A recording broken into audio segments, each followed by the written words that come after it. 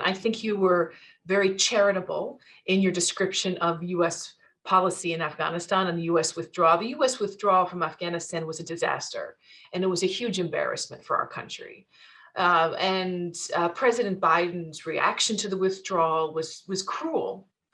And he has shown actually nothing but cruelty about the people of Afghanistan, to be honest, since he's come to power.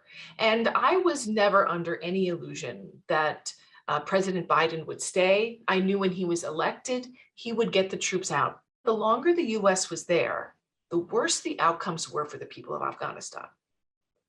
So we saw conflict increasing, we saw poverty increasing. Yes, there were many gains in those very early years, but it was a very insecure environment, especially for people living in rural areas. Mm-hmm. And so what have we seen 6 months later? We've seen a big transformation in many positive ways and many negative ways. And the positive side is, of course, we have seen the constant shelling and drones and those kinds of attacks stopped, and much of the rural area is much safer than it was before. But on the negative side, the country is facing an economic collapse. And so for President Biden, and the reason for this collapse is because the country was so heavily dependent on foreign aid. So 80% of the country's budget came from foreign assistance. And when the US stops providing that assistance, the economy collapsed.